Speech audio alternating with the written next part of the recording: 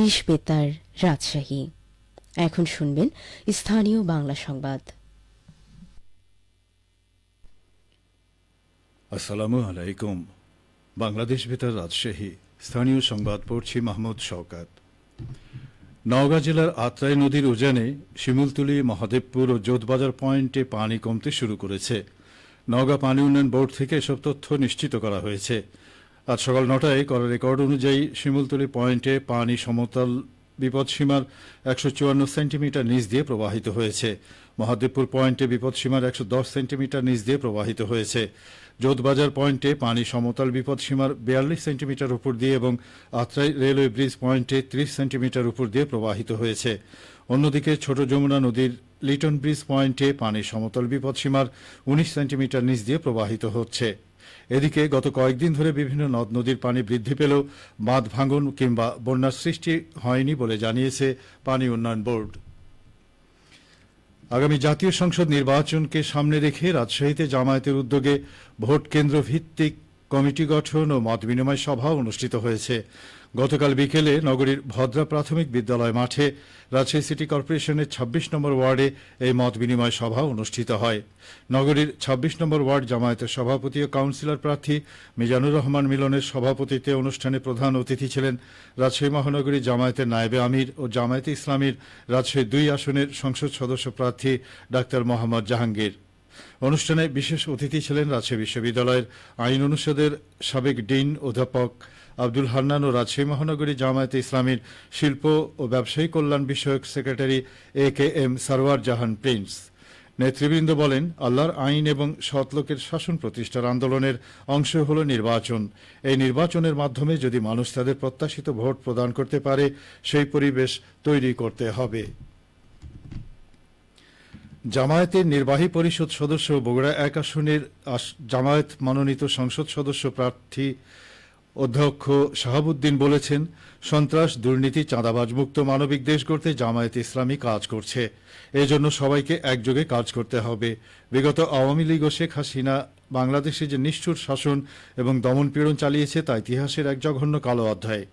তিনি গতকাল সারিয়াকান্দি উপজেলার ফুলবাড়ি ইউনিয়নে দিনব্যাপী গণসংযোগ ও পথসভাকালে একথা বলেন।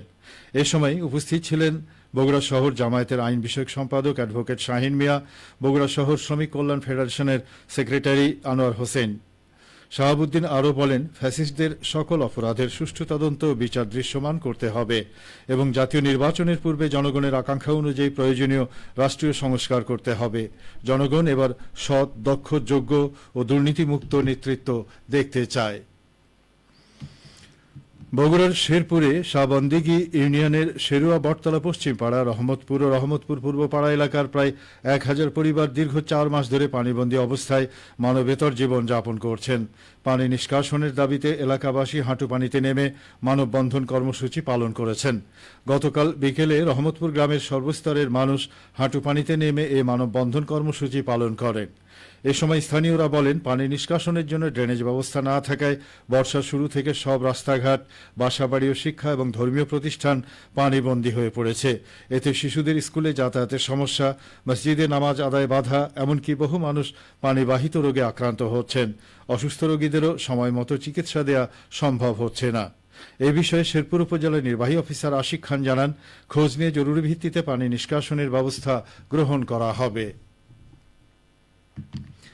বগুড়ার শাহজাহানপুর উপজেলার জোড়া মণ্ডলপাড়া যুব সমাজের উদ্যোগে আয়োজিত ফুটবল টুর্নামেন্টের ফাইনাল খেলা অনুষ্ঠিত হয়েছে। গতকাল বিকেলে জোড়া নাজমুল উলুম কামিল মাদ্রাসা মাঠে এ খেলা অনুষ্ঠিত হয়। এতে প্রধান অতিথি ছিলেন উপজেলা বিএনপির সভাপতি এনামুল হক শাহিন। আশেকপুর ইউনিয়ন বিএনপির সভাপতি ইদ্রিস আলীর সভাপতিত্বে উদ্বোধক ছিলেন উপজেলা বিএনপির সাধারণ সম্পাদক আজিজুর রহমান বিদ্যুৎ।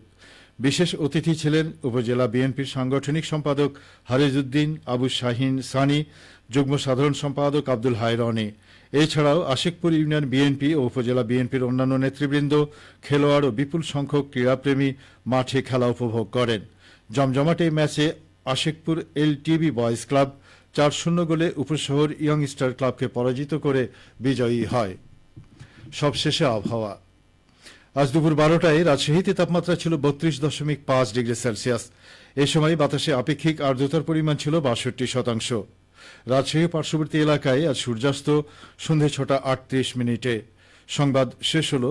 আমাদের পরবর্তী সংবাদ দুপুর 2:05।